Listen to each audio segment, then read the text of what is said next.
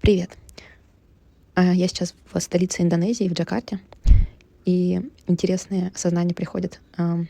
Помогаю своему любимому мужчине на выставке проявляться, собирать лиды, заказы.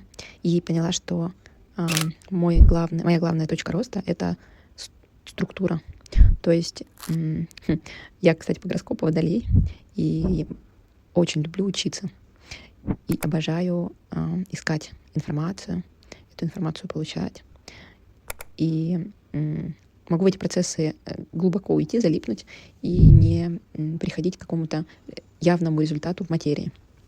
При этом понимаю, что так как я занимаюсь магией, регулярно делаю практики, аффирмации, я вижу, как пространство вокруг меня структурируется. Теперь моя задача структурировать свои бизнесы таким же образом. А как у вас со структурой? Расскажите.